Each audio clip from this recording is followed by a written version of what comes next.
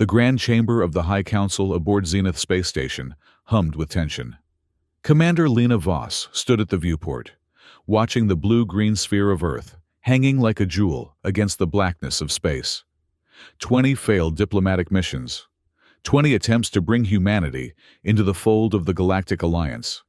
And now, this, their final ultimatum. Commander, the Council is assembling. Colonel Rex's voice cut through her thoughts. The Valkyrian military officer's exoskeleton clicked softly as he approached, his 4 eyes blinking in sequence, a sign of stress among his species.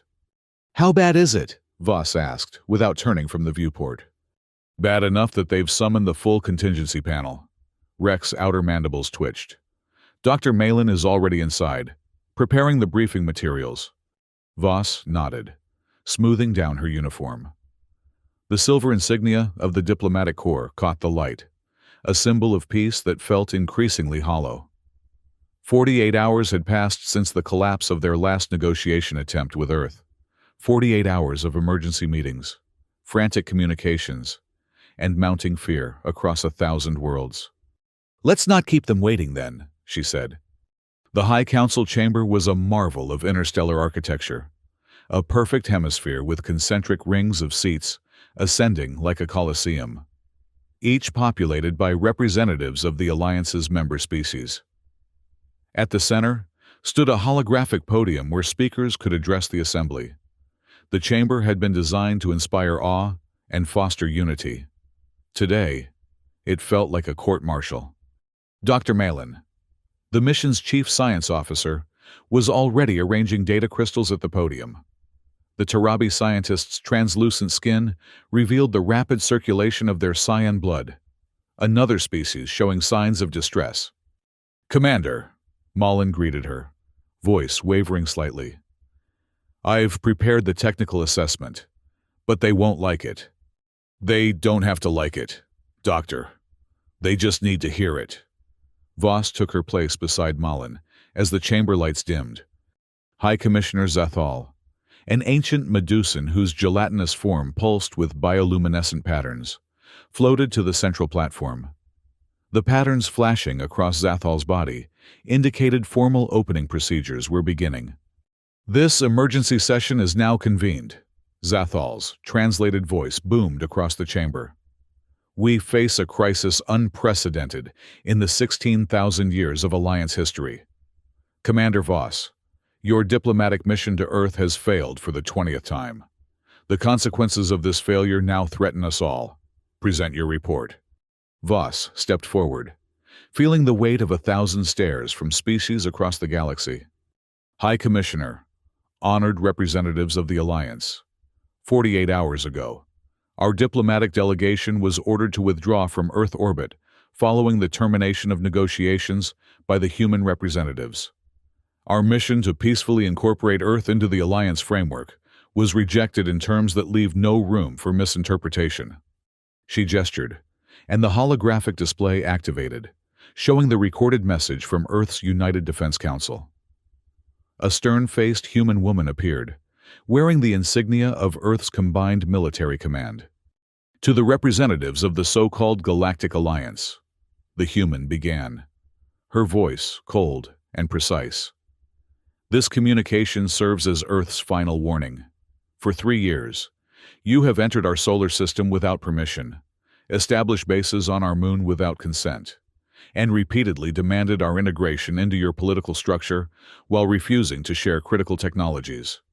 Your diplomatic vessels maintain weapon systems that could devastate our planet. Your peaceful overtures come with thinly veiled threats." The human's eyes narrowed. "We have learned much during these negotiations, perhaps more than you intended to reveal. We now understand that Earth is merely the latest in a long line of worlds you have peacefully integrated into your collective. We have noted how those who resist find their civilizations mysteriously crippled by technological failures or environmental catastrophes, shortly before they reconsider your generous offers." Murmurs rippled through the chamber. Voss kept her expression neutral, though the human's words cut close to classified truths. The recording continued. "Therefore, Be advised that all Alliance vessels and personnel must withdraw beyond the orbit of Saturn within 24 Earth hours. Any attempt to approach Earth, deploy weapons, or interfere with our systems will result in immediate consequences. We possess capabilities you have not accounted for. This is not a negotiation. This is your only warning. The message ended, and the chamber erupted in voices. Some translated through devices. Others communicated through color changes, pheromones, or electromagnetic pulses that the chamber's systems converted to standard Alliance language. High Commissioner Zathal pulsed bright red to silence the chamber. Commander Voss, what is your assessment of this threat? Are the humans bluffing? Before Voss could respond, Ambassador Kor of the Drakari Imperium rose from his seat, his reptilian form towering over neighboring representatives. Why are we even debating this? Kor's voice was a rumbling growl. Humans are a primitive species who have barely mastered rudimentary space travel. They've only colonized their own moon and a partial settlement on Mars. Their technology is centuries behind ours. We should end this farce and initiate the Standard Integration Protocol immediately. By Standard Integration Protocol, everyone knew Kor meant the deployment of the Alliance's overwhelming military force, a show of power that had convinced many worlds that resistance was futile. Voss maintained her composure. Ambassador Kor, with respect, human technological development has followed an unusual trajectory. While they lag in some areas, they have made remarkable advances in others, particularly in theoretical physics and quantum mechanics. Our intelligence suggests— Intelligence, Kor interrupted with a harsh laugh. Your intelligence has failed to predict 20 consecutive diplomatic rejections. Perhaps it's time we relied on proven methods rather than flawed analysis. Colonel Rex stepped forward, his military presence commanding attention. The Drakari approach has its merits in conventional scenarios, but Earth presents unique challenges. My tactical assessment suggests caution. Of course you'd say that, Kor sneered. The Valkyrians always counsel patience while threats grow unchecked. High Commissioner Zathal flashed warning patterns. Enough. This bickering serves no one. Dr. Malin, provide your scientific evaluation of Earth's capabilities. Malin stepped to the podium, data crystals glowing between their slender fingers. Honored Council, my team has been analyzing human scientific publications, energy signatures, and quantum fluctuations detected near their major research facilities. The data indicates something troubling. The holographic display shifted to show a series of complex equations and energy pattern analyses. Humans have been exploring what they call phase shift technology for decades. Their research has accelerated dramatically since our first contact. We believe they may have achieved a breakthrough. What exactly is phase shift technology? Asked one of the representatives from the collective consciousness species known as the Drift. In simplest terms, Malin explained, it's a method of altering the quantum state of matter to exist slightly out of phase with normal spacetime. An object in phase shift would be virtually undetectable and could pass through conventional matter. It's theoretically possible, but we've never achieved practical application beyond the subatomic level. Kor made a dismissive gesture. So they've created some stealth technology. Our sensors can detect any vessel regardless of cloaking systems. This isn't cloaking, Malin continued, their skin pulsing with nervous cyan patterns. Phase shifting would render an object not just invisible, but functionally non-existent to conventional detection. More concerning is the energy signature we detected 3 days ago, coinciding with the disappearance of one of our automated probes near Mars. The scientists displayed a recording showing a small Alliance probe approaching the red planet. Suddenly, a barely perceptible ripple of energy washed over it, and the probe simply vanished. The probe didn't explode or power down, Malin explained. According to our analysis, it was phase shifted into an alternate quantum state, effectively removed from our reality. A heavy silence fell over the council chamber. Voss stepped forward again. This is why we're advocating for extreme caution. If humans have mastered this technology at scale, direct confrontation could be catastrophic. High Commissioner Zathal's bioluminescent patterns shifted to a thoughtful blue. Commander Voss, you have served the Alliance with distinction for many cycles. What do you recommend? Before Voss could respond, a junior officer hurried into the chamber and whispered urgently to Colonel Reck. The colonel's exoskeleton clicked rapidly, a sign of extreme alarm. High Commissioner, Reck addressed the council.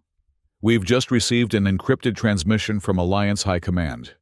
It appears that the decision has already been made. Operation Clean Sweep has been authorized. Gasps and murmurs filled the chamber. Operation Clean Sweep was the Alliance's most extreme contingency protocol, a euphemism for the total neutralization of a planetary civilization deemed too dangerous to exist. Voss felt as if the floor had dropped from beneath her. That's impossible. The Council hasn't voted. The Security Directorate invoked emergency powers, Reck explained grimly. The first wave of the Alliance fleet has already been dispatched. They'll reach Earth orbit in less than 12 hours. Voss turned to Zathal, whose form now pulsed with conflicted patterns of indigo and amber. High Commissioner, this is madness. If Earth truly possesses phase shift capability, attacking them could lead to incalculable losses. I must consult with the Inner Circle, Zathal replied, already beginning to withdraw. This session is temporarily adjourned. As the representatives filed out, Voss grabbed Reck's armored shoulder. We need to talk, privately. Minutes later, Voss, Reck, and Malin gathered in a secure conference room adjacent to the commander's quarters. Voss activated the privacy field, blocking all surveillance. They're going to start a war we can't win, she said flatly. Colonel Reck's exoskeleton had shifted to battle-ready configuration, plates interlocking to provide maximum protection. The Security Directorate believes a swift, overwhelming strike will prevent the humans from deploying their technology effectively. Based on what analysis? Malin asked, their translucent fingers tapping nervously on the table. We have virtually no data on the capabilities or limitations of their phase shift systems. Based on fear, Voss replied. The Alliance has encountered thousands of species, but never one that could simply make our most advanced vessels vanish. They're reacting from a position of panic, not strategy. Reck's primary eyes fixed on Voss. What are you suggesting, Commander? The orders have been issued. Voss leaned forward. We need more information about this phase planet project our intelligence has hinted at.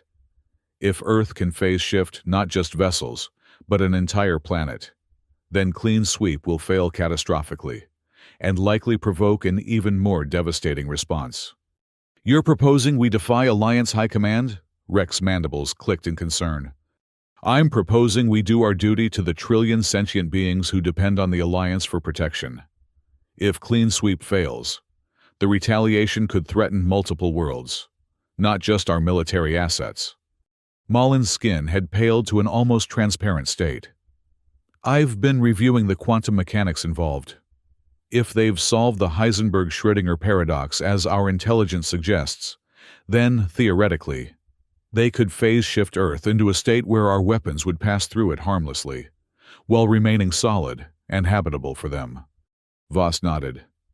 That's what I fear. And if provoked, what's to stop them from shifting back just enough to send phase-shifted weapons directly into our core worlds? We'd have no defense. Colonel Reck's exoskeleton relaxed slightly, a sign he was considering their words. What do you propose? We have less than 12 hours before the fleet arrives. We need proof of Earth's capabilities, definitive evidence to present to the Council, something that will make even the Security Directorate reconsider. I might be able to help with that, Malin said hesitantly. Before our withdrawal, I placed several quantum resonance detectors in Earth orbit. They're designed to be virtually undetectable, even to advanced scanning technology. If Earth conducts any large-scale phase shift tests, the detectors should record the quantum signature. Can you access them remotely? Voss asked. Yes, but I'll need access to the main observatory systems. Rek nodded slowly. I can arrange that. My security clearance should bypass the standard monitoring protocols, at least for a short period. Good. Voss straightened her uniform. Meanwhile, I'll attempt to delay the fleet deployment through diplomatic channels. If I emphasize the risk to Alliance vessels, I might convince at least some members of the Security Directorate to urge caution. And if we find proof of the phase planet capability, Rek asked. Voss's expression hardened. Then we take it directly to the High Council, bypassing the Security Directorate if necessary. The lives of trillions are at stake, far more important than our careers or even our lives. The three allies separated, each with their assigned tasks. Voss made her way to the Diplomatic Communications Center, composing arguments that might sway the more rational members of the Security Directorate. Rek escorted Malin to the observatory, using his military clearance to secure them private access to the quantum detection array. Hours passed in tense work. Voss found herself repeatedly blocked by bureaucratic obstacles and the stubborn determination of military leaders convinced of Alliance supremacy. Her most promising contact, Undersecretary Lomar of the Diplomatic Corps, could only offer sympathy, not concrete help. The decision has been made at the highest levels. Commander, Lomar's holographic form said regretfully. The Security Directorate views Earth as an existential threat, the first species we've encountered in millennia with technology that could potentially challenge Alliance dominance. All the more reason not to provoke them, Voss argued. If they're truly as dangerous as the Directorate believes, shouldn't we exhaust every diplomatic option before risking confrontation? I agree with you, Lomar replied, but I'm afraid the window for diplomacy has closed. The prevailing view is that Earth must be subjugated before their technology advances further.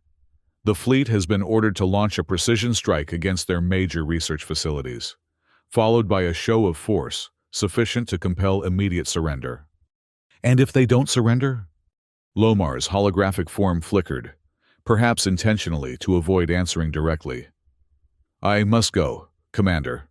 Communications are being monitored. Be careful. The warning was clear. Voss herself was now under surveillance. She needed to be extremely cautious in her next moves. Meanwhile, in the observatory, Malin and Rek worked feverishly to access and interpret data from the hidden quantum detectors. The colonel stood guard, while the scientist interfaced with the complex systems. Anything? Rek asked, mandibles twitching anxiously. Yes, but it's confusing.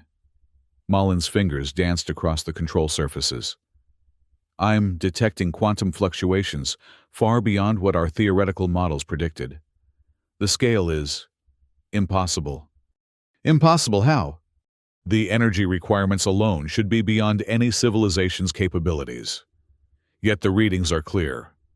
Malin's skin flushed deep cyan with excitement or fear, perhaps both. Look at this temporal pattern. The display showed a rhythmic sequence of energy spikes occurring at precise intervals. They're not just testing the technology, Malin whispered. They're using it systematically. These patterns suggest repeated phase shifting of something massive, perhaps city-sized. Rek's exoskeleton clicked rapidly. They're preparing for our attack. Worse, Malin replied. I think they're already prepared. These readings go back weeks. They've been refining the process since our negotiations began to deteriorate. A warning light flashed on the console. Malin quickly shut down the display. Someone's accessing this section's security feeds, Rek warned. We need to leave. Now. They barely made it out of the observatory before security officers arrived to investigate the unauthorized access. Rek led Malin through service corridors, using his military knowledge to evade detection as they made their way back to Voss's quarters. The commander was waiting for them, her expression grim. The diplomatic channels are closed. The Security Directorate has authorized the full clean sweep protocol. Not just targeted strikes. They're planning to deploy planet-killer weapons. They can't, Mullen exclaimed. Commander, the data confirms our worst fears. Earth has mastered phase shift technology at a planetary scale. Any attack would be futile at best, catastrophic at worst. Voss closed her eyes briefly, absorbing this confirmation of her fears. Then we have no choice. We need to take this directly to the High Council. All the evidence, all the risks. It's our only chance to prevent disaster. The Council won't reconvene for hours, Rek pointed out. By then, the fleet will be in position to launch the first strike. Then we force an emergency session, Voss decided. Under Alliance Charter, Article 7, any member of command rank can call for an immediate Council review when presented with evidence of imminent catastrophic threat to multiple Alliance worlds. That article hasn't been invoked in centuries, Rek said. Then it's about time someone remembered it exists, Voss replied, her determination hardening. Prepare the evidence, Dr. Malin. Colonel, I'll need your security clearance to access the emergency broadcast system. What you're proposing is technically treason, Rek said quietly. Only if we're wrong, Voss countered. If we're right, we'll be saving more lives than anyone in Alliance history.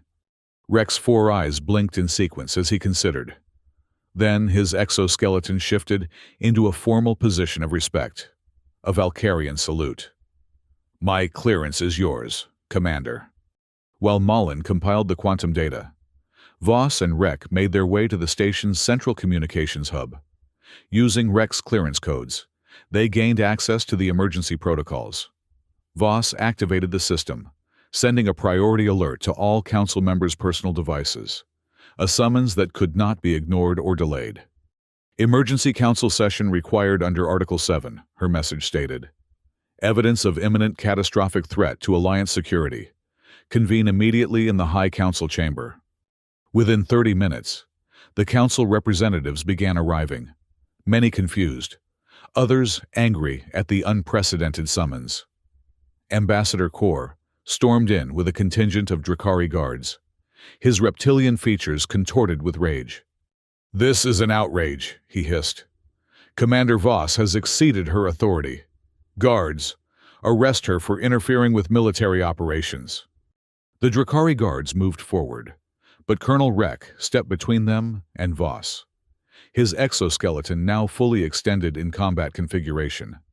The commander has invoked Article 7 legally, Rek stated. By Alliance law, she must be heard before any action can be taken against her. High Commissioner Zathal floated into the chamber, bioluminescent patterns, showing concern and curiosity. Colonel Rek is correct. The article has been properly invoked. Commander Voss, you claim to have evidence of a threat to multiple Alliance worlds. Present it now. Voss nodded to Mullen, who activated the holographic display. The quantum data appeared, along with simulations of its implications. Honored representatives, Voss began. The fleet dispatched to Earth is heading into a trap. Our scientific analysis confirms that humans have developed phase shift technology capable of operating at a planetary scale. Dr. Malin will explain the technical details, but the conclusion is clear. Operation Clean Sweep will fail catastrophically, likely resulting in the loss of our entire attack fleet, and potentially provoking retaliation against Alliance worlds. Mullen stepped forward, despite their obvious nervousness addressing such an august body. The quantum readings are unambiguous. Earth has been conducting systematic phase shift operations for weeks, gradually increasing in scale and duration. Our models indicate they can now shift their entire planet into an alternate quantum state, where our weapons and vessels cannot interact with it. Displays showed the complex data, translated into visualizations comprehensible to the various species present. Murmurs of concern spread through the chamber. Even more concerning, Mullen continued, is the possibility that Earth could selectively phase shift portions of their planet back into our reality, allowing them to launch attacks while remaining largely invulnerable. In essence, they could strike at us from another dimension, while we would have no effective means of retaliation. Ambassador Kor slammed his scaled fist on the council table. This is preposterous. You expect us to believe that a primitive species has mastered technology that has eluded our greatest scientists for millennia? This is clearly a ploy to protect your human friends. Commander Voss, perhaps your loyalties have been compromised during your extended mission. My loyalty is to the Alliance and its people, Voss replied firmly. And the evidence speaks for itself. Dr. Malin's detectors captured these readings directly. They cannot be falsified. Convenient that only your pet scientist can interpret this supposed data, Kor sneered. High Commissioner Zathal pulsed yellow, a signal for attention. Dr. Malin, is there any way to verify these findings independently? Yes, Malin replied. The quantum signatures should be detectable by any properly calibrated sensors. I can provide the specifications immediately. Do so, Zathal ordered. Our technical specialist will review the data. Ambassador Kor wasn't finished. Even if this technology exists, all the more reason to strike immediately, before they can perfect it further. If we strike, Voss countered, we will lose our fleet and provoke a war we cannot win. Earth has shown no aggression toward the Alliance. They have merely rejected our terms for integration. Their ultimatum was issued only after 20 diplomatic missions that they increasingly perceived as threats. Because they are threats, Kor exclaimed. The Alliance does not accept rejection. No world has the right to refuse membership, not when doing so threatens the stability of the galactic order. A murmur of agreement rippled through some sections of the Council, particularly among the older, more established species. Voss realized she needed to change tactics. Consider this question, she said, addressing the entire chamber. If Earth truly possesses this technology, and we attack them, what would stop them from using it offensively, from phase-shifting weapons directly into the heart of any Alliance world? We would have no defense, no warning. Is that a risk you're willing to take for your homeworlds, for your families? The chamber fell silent as representatives contemplated this chilling possibility. There is another path, Voss continued into the silence. One that preserves both Alliance security and human independence. We withdraw our forces, acknowledging Earth's sovereignty, and instead propose a mutual defense treaty. We recognize them as equals, not subjects, and in return, they agree never to use their phase technology against Alliance worlds. Equals, Kor hissed. A species barely 1,000 years into their technological development?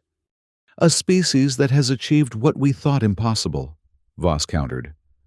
Age does not always equate to wisdom or advancement, Ambassador. Perhaps there is something we could learn from humans, rather than seeking to subjugate them. Before Kor could respond, an urgent communication interrupted the proceedings. A holographic projection appeared in the center of the chamber, an Alliance fleet commander, his expression grave. High Council, we have a situation. Our advanced scout ships have reached Earth orbit. 3 vessels, state-of-the-art stealth technology. All 3 have vanished. No debris, no energy signatures, no distress calls. They simply ceased to exist the moment they crossed a perimeter, approximately 1 million kilometers from Earth. The chamber erupted in chaos. Species communicated alarm in a cacophony of sounds, colors, pheromones, and electromagnetic pulses. High Commissioner Zathal pulsed bright white, the signal for absolute silence. The chamber gradually quieted. Commander Voss, Zathal said, it appears your warnings have been validated. What do you recommend, precisely? Voss stepped forward, knowing this moment would define not just her career, but potentially the future of interstellar relations for centuries to come. Immediate stand-down of all military forces. A direct communication to Earth acknowledging their sovereignty and right to self-determination. A proposal for diplomatic relations between equals, not ruler and subject. And most importantly, a fundamental reconsideration of how the Alliance approaches non-member worlds. Kor rose to his full height, towering over the other representatives. This is surrender. The Alliance does not surrender to lesser species. This is survival, Voss corrected. And perhaps an opportunity for growth. The Alliance has existed for 16,000 years, expanding ever outward, incorporating or subjugating thousands of worlds. In all that time, have we ever stopped to consider that our approach might be flawed? That there might be species who have as much to teach us as we have to teach them? A thoughtful silence fell over the chamber. Even Kor seemed momentarily without rebuttal. High Commissioner Zathal's bioluminescence shifted through a complex pattern that the translator rendered as philosophical contemplation. Commander Voss's points merit serious consideration. The Alliance has indeed grown comfortable in its assumptions of superiority. Perhaps too comfortable. Zathal turned to address the full council. I propose an immediate vote on the following measures. First, cancellation of Operation Clean Sweep and withdrawal of all military forces from Earth's solar system. Second, a formal acknowledgement of Earth's sovereignty and right to independent development. Third, the establishment of a new diplomatic framework for engaging with Earth as an equal partner rather than a prospective member world. Ambassador Kor and his faction objected vehemently, but they were increasingly isolated as more representatives signaled their support for Zathal's proposal. The tide had turned. Within hours, the orders were transmitted. The Alliance fleet was to withdraw beyond Saturn's orbit immediately. A new communication was prepared for Earth. Not an ultimatum, but an invitation to dialogue between equals. In the aftermath of the emergency session, Voss found herself standing once again at the viewport, gazing at the distant blue-green sphere of Earth. Colonel Reck joined her, his exoskeleton now relaxed in its normal configuration. You've changed the course of Alliance history today, he said quietly. We all did, Voss replied. You and Dr. Malin took the same risks I did. True, but it was your vision that made the difference. The Security Directorate is in disarray. Half of them are calling for your promotion, the other half for your court-martial. Voss smiled slightly. And which half is winning? The pragmatic half. Zathal has appointed you to lead the new diplomatic initiative. Equal-to-equal negotiations with Earth. Voss turned from the viewport to face Reck directly. And you? Will you continue as my military advisor? If you'll have me, Reck replied, his mandibles shifting in what Voss had learned to recognize as a Valkyrian expression of respect. I've learned much from this crisis. About humans, yes, but also about the value of questioning assumptions. My military training taught me to respect power. You've taught me to respect wisdom. Dr. Malin approached, their translucent skin now a calm blue.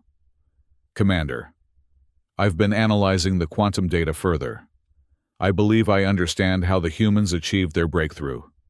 If I'm right, there may be a way to develop defensive measures, not weapons, but protective phase shift harmonizers that could prevent either side from using this technology aggressively. A balance of power through mutual vulnerability, Voss mused. That could be the foundation for a lasting peace. Exactly, Malin agreed. And there's more. If we could establish a scientific exchange, pooling our knowledge of quantum mechanics with theirs, the potential advancements could benefit all species. Imagine transportation systems that could phase shift safely between worlds. Medical applications that could phase shift at the cellular level to treat diseases. One step at a time, Doctor, Voss said with a smile. First, we need to convince Earth that we're sincere in our new approach. That after 20 failed attempts, this time is genuinely different. And how will you do that? Reck asked. Voss considered the question carefully. By acknowledging our mistakes, by admitting that the Alliance's approach has been fundamentally flawed, by showing genuine respect for human achievements and sovereignty. She paused.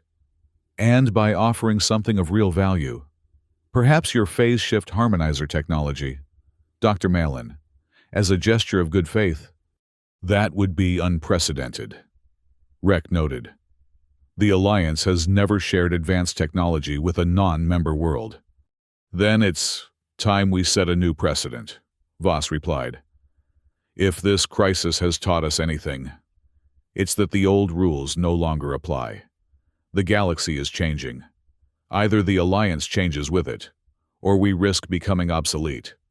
As the three allies discussed their plans, elsewhere in the station, High Commissioner Zathal was convening a smaller, more exclusive gathering of the Alliance's eldest and most influential species. The mood was somber, reflective. For 16 millennia, we have expanded without serious challenge, Zathal's translated voice intoned. We have grown accustomed to viewing younger species as children, to be guided or disciplined when necessary. Earth forces us to confront an uncomfortable truth. Our wisdom is not absolute. Our advancement not universal in all domains. The Archon of the Eldar Collective, a being of pure energy contained within an ancient, crystalline matrix, pulsed in response. Perhaps this was inevitable. The Alliance has grown too rigid, too certain of its superiority. Earth may be the catalyst we need for evolution, rather than mere expansion. Or they may be the beginning of our end, countered the Primarch of the Synthoids, a machine intelligence that had transcended its creators eons ago. If they can render our weapons useless, how long before other worlds develop similar capabilities? The foundation of Alliance authority has always been our technological supremacy. Then perhaps we need a new foundation, Zathal suggested. One built on mutual respect and cooperation, rather than thinly veiled coercion. A noble sentiment, the Primarch replied. But can it sustain an interstellar civilization spanning thousands of worlds and millions of light years? Order requires force, or at least the credible threat of it. Does it? Zathal's bioluminescence rippled thoughtfully. That is the question Earth now forces us to confront, and our answer may determine the future of the Alliance for the next 16,000 years. The debate continued long into the station's artificial night. Ancient minds grappling with new realities in a universe suddenly less certain than it had been mere days before.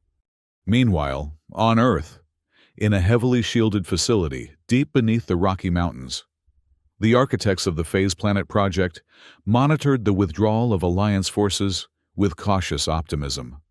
They're actually pulling back, General Reyes said, watching the holographic display tracking the alien fleet's retreat. All of them. Director Khatri of the United Science Directorate nodded, her expression still guarded.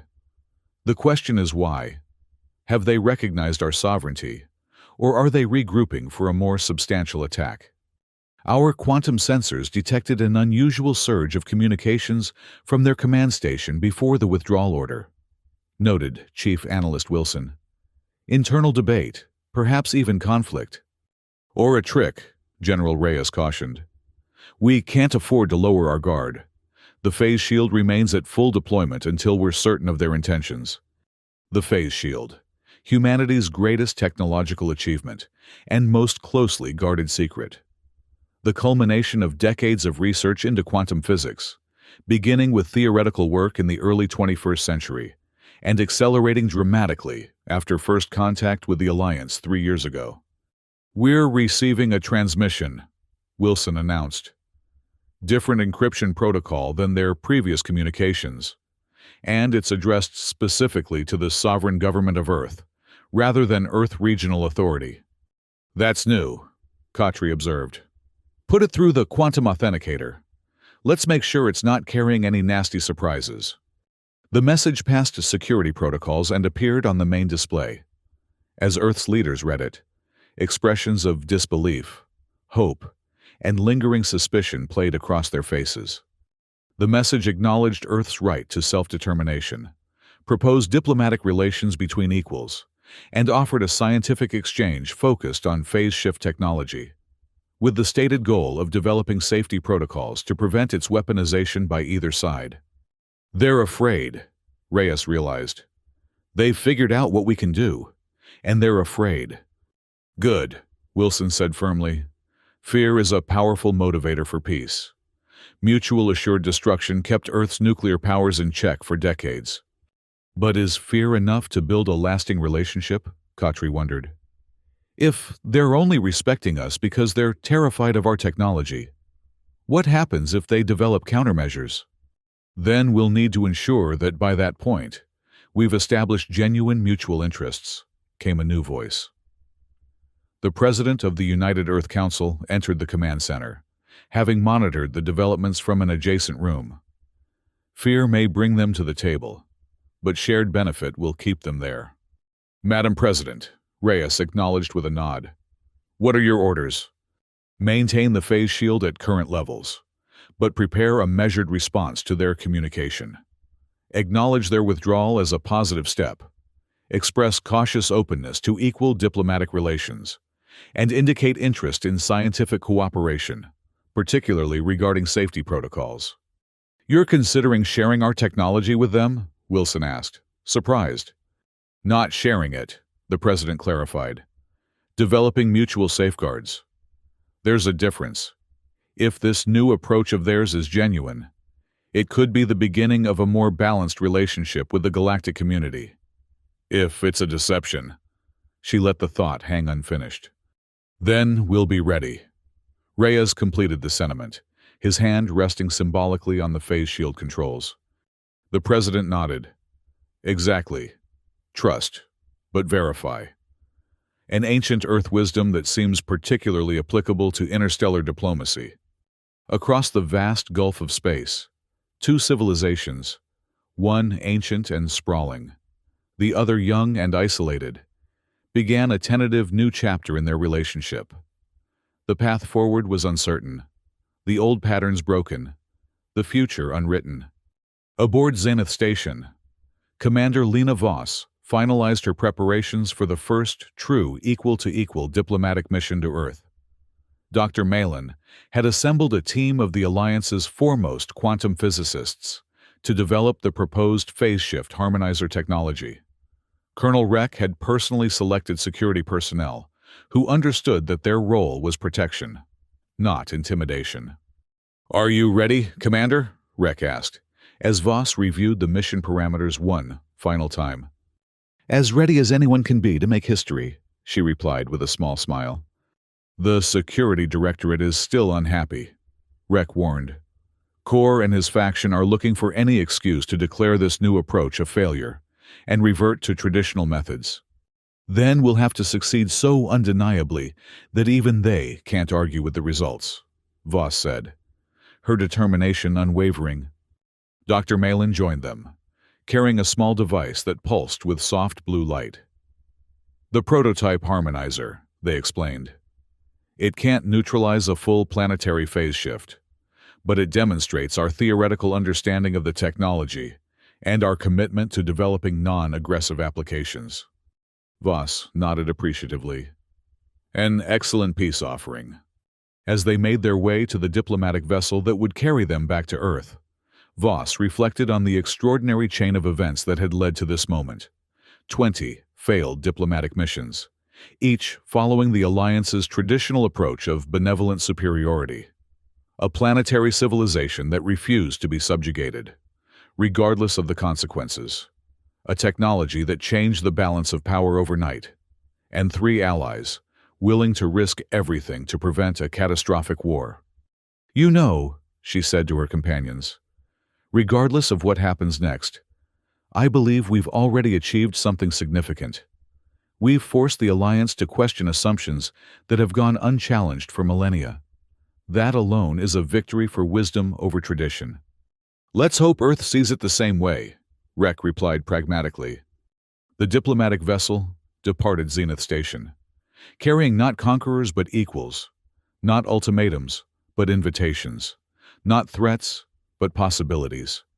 Behind them, an alliance in philosophical turmoil. Ahead, a planet that had proved far more formidable than anyone had anticipated. Between them, the possibility of a new kind of relationship, one built on mutual respect rather than dominance and submission. It would not be easy. Centuries of alliance expansion had created deeply ingrained patterns of thought and behavior. Earth's defensive isolation had fostered suspicion and determination. Both sides would need to overcome their nature to forge something unprecedented. As the vessel approached Earth, maintaining a respectful distance well outside the phase shield perimeter, Voss composed the opening words of her address to humanity, not as Commander Voss of the Galactic Alliance Diplomatic Corps, but as Ambassador Voss, representative of one sovereign power to another. "People of Earth," she began, "today marks not an ending or a beginning, but a transformation. For too long, the Alliance has approached younger civilizations with the arrogance of age rather than the wisdom of experience. Today, we acknowledge our error and extend a hand in genuine partnership." She paused, considering her next words carefully. They needed to be perfect, honest without being self-flagellating, respectful without being obsequious, hopeful without being naive.